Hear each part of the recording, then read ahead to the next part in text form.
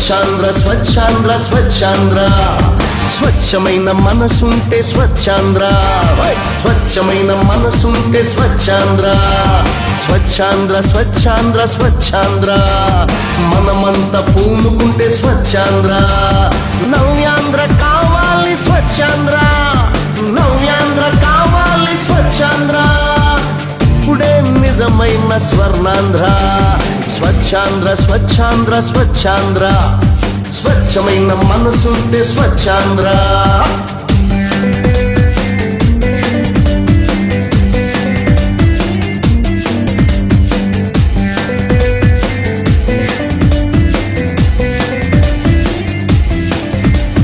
సందు సందు ఉండాలి శుభ్రంగా వాడవాడ మారాలి అందంగా గాలులన్నీ వీయాలి గంధంగా నవ్యాంధ్ర అవ్వాలి బంధంగా ఒంటి శుభ్రం ఇంటి శుభ్రం పేట శుభ్రం ఊరు శుభ్రం జిల్లా శుభ్రం రాష్ట్రం శుభ్రం అణువణువు కావాలి పరిశుభ్రం అణువణువు కావాలి పరిశుభ్రం స్వచ్ఛాంధ్ర స్వచ్ఛాంధ్ర స్వచ్ఛాంధ్ర స్వచ్ఛమైన మనసుంటే స్వచ్ఛాంధ్ర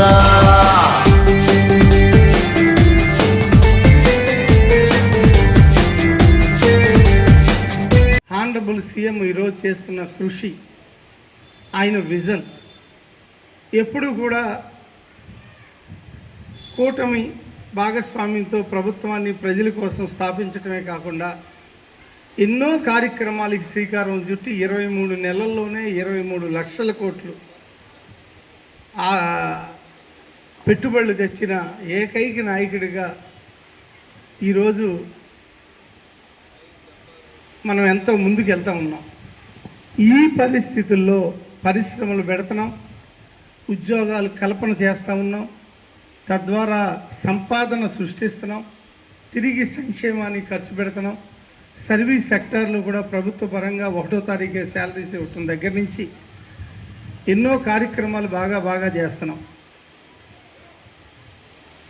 ఎంత చేసినా కూడా ప్రజల్లో మన కుటుంబం ఎలాగో మన బాపట్ల, మన వీధి అది మన సొంతం, మన ఇంటి కరెంటు స్తంభం కూడా లైట్ వెళ్ళకపోతే ప్రశ్నించి ఆ లైట్ వేయించడం మన బాధ్యత.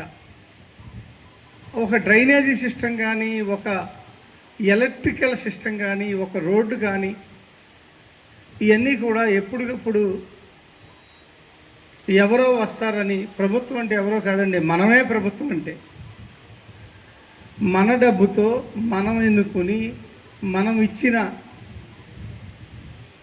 రాజ్యాంగంతో యాజ్ ఫర్ లా ప్రభుత్వం పనిచేస్తూ ఉంది. అది మన కోసమే. ఈ సమయంలో మనం చేయాల్సింది ఏంటంటే రెస్పాన్సిబిలిటీ తీసుకోవటం, హార్డ్ వర్క్ చేయటం, మన కుటుంబాల్ని మన రాష్ట్రాన్ని ముందుకు తీసుకెళ్ళాలి. ఒక ఆర్గనైజ్డ్గా వ్యవసాయం, ఆర్గనైజ్డ్గా మున్సిపాలిటీ, ఆర్గనైజ్డ్గా టూరిజం, ఆర్గనైజ్డ్గా ఎడ్యుకేషన్ కానించి మనం, ఎందుకంటే వ్యవసాయం కానివ్వండి, ఎడ్యుకేషన్ కానివ్వండి, టూరిజం కానివ్వండి, ఆక్వాకల్చర్, ఈ 4 మనకి బాపట్ల. టూరిజంలో ఎంతో ముందుకు వెళ్తున్నాం. మరి ఎక్కడి నుంచో బాపట్ల, హైదరాబాద్ దగ్గర నుంచి మన బాపట్ల చీరాల ప్రాంతానికి వేలల్లో ఈరోజు వస్తూ ఉన్నారు. సుమారుగా 70-80 రిసార్ట్స్ ఉన్నాయి. వాళ్ళు బాపట్ల మీద హైవేల్లో చీరాల మీదుగా ప్రయాణం చేసి సముద్రం ఒడ్డుకు వస్తూ ఉన్నారు. మనం వదిలిన నీళ్ళే సముద్రంలో కలుస్తున్నాయి. దానికి ఎస్టీపీ ప్లాంట్ పెడతా ఉన్నారు, చీరాల్లో పెడతా ఉన్నారు.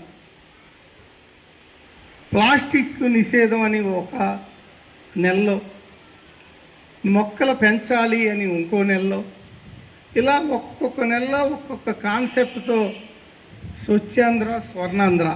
ఎప్పుడైతే స్వచ్ఛాంధ్ర మనం డెవలప్ చేస్తామో స్వర్ణాంధ్ర ముందుకు తీసుకెళ్ళగలుగుతాం. మన ఆంధ్రప్రదేశ్ని ఒక స్వర్ణాంధ్ర లాగా మార్చుకోవటానికి స్వచ్ఛంగా అంటే నీటుగా ఏ చెత్త లేకుండా గ్రీనరీ పెంచుతూ ప్లాస్టిక్ వలన ఎంత అవరోధాలంటే ఈరోజు మనుషులకే కాదు సముద్రంలో ఉన్న చేపలకు కూడా ప్లాస్టిక్ వలన చేపలు చనిపోతున్నాయి. రోడ్డు మీద తిరిగే ఆవులు చనిపోతున్నాయి. ఈ ప్లాస్టిక్ని నిషేధించాలి.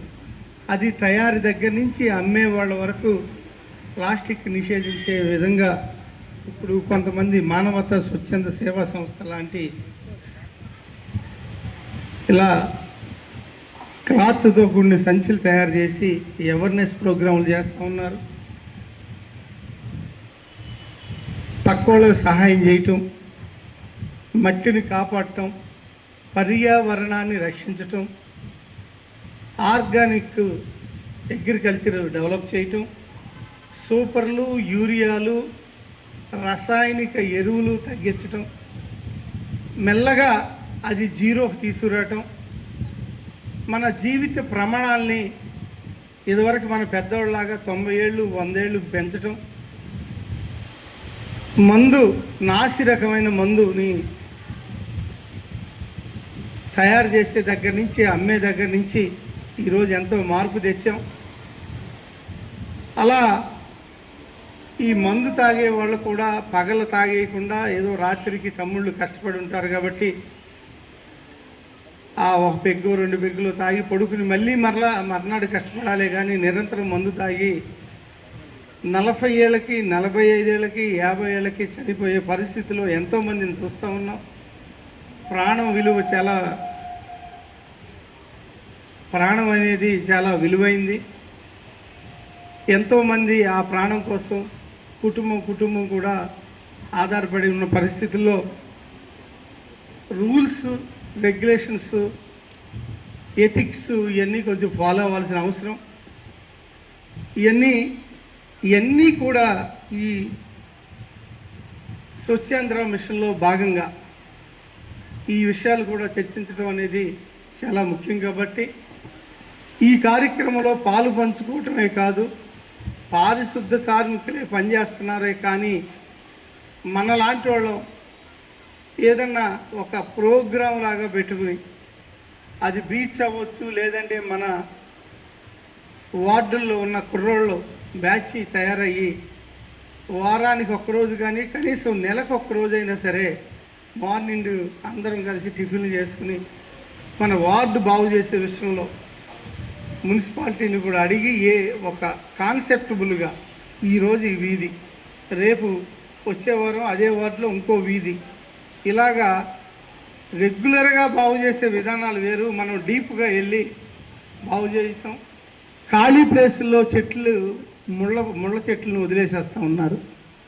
వాళ్ళందరినీ కూడా వాళ్ళ ప్లేసుల్లో పక్క వాళ్ళ పాములు, తేళ్ళు, కుక్కలు ఇవన్నీ వచ్చి ఒక మురికి కూపంలాగా పక్కనే ఖాళీ ప్లేసులు తయారవుతూ ఉన్నాయి. అది పక్క వాళ్ళకి ఇన్ఫర్మేషన్ ఇచ్చి వాళ్ళని రప్పించి అదంతా క్లీన్ చేసే విధంగా మనం, ఎందుకంటే నివసించేది మనం కాబట్టి మన పక్క ఖాళీ ప్లేస్ ఉంటే వాళ్ళకి తెలియజేయటం. వినపోతే మున్సిపాలిటీ ద్వారా మీరు కంప్లైంట్ ఇచ్చి నోటీసులు ఇవ్వటం, బలవంతంగా ఫైన్ వేసి అయినా సరే వాళ్ళని క్లీన్ చేయించడం. ఇటువంటి కార్యక్రమాలు చేయాలంటే ఒక్క మున్సిపాలిటీ ఓన్లీ పారిశుద్ధ కార్మికులు లేదా కమిషనర్ గారు లేదా డిఈ గారు, ఒక రెడ్ క్రాస్ సంస్థ లేదంటే ఎమ్మెల్యే వీళ్ళు పూనుకుంటే సరిపోదు. అది మీ అందరి బాధ్యతగా ముందుకెళ్ళాలని కోరుకుంటాం. ఇక్కడ రెస్పాన్సిబిలిటీ అనేది అన్నిటికన్నా చాలా ముఖ్యం. మనం ఏం చేస్తున్నాం, చుట్టుపక్కల ప్రజలు ఎలా ఉన్నారు, మనం ఎలా చేస్తే మంచిది అనే విషయంలో మీరు ఆలోచన చేయాల్సిన అవసరం ఎంతైనా ఉందని తెలియజేస్తూ, అవినీతి లేకుండా అధికారులతో సహా రాజకీయ నాయకులతో సహా మనం ముందుకు వెళ్ళాల్సిన అవసరం ఈ సమాజానికి ఎంతైనా ఉంది.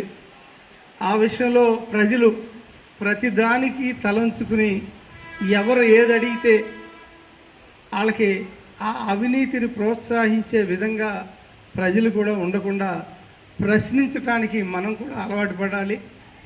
ఉద్యోగస్తులు కానీ రాజకీయ నాయకులు కానీ అదుపులో పెట్టి సరిగ్గా పనిచేయించుకోవాల్సిన బాధ్యత కూడా ప్రజల మీద ఉంది అని నేను ఈ సందర్భంగా తెలియజేస్తూ, మానవతా స్వచ్ఛత సేవా సంస్థ ఇక్కడ శ్మశానాల విషయంలో కానీ చాలా విషయాల్లో ముందుకు వస్తూ ఉంది, బాగా పనిచేస్తూ ఉన్నారు.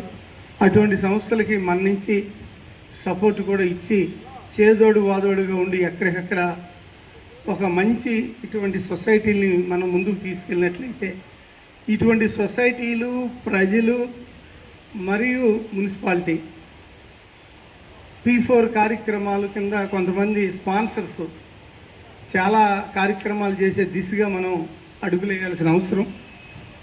ఇప్పుడు ప్రతిజ్ఞ చేయించే కార్యక్రమం ఇంకా ఉంది. ఈరోజు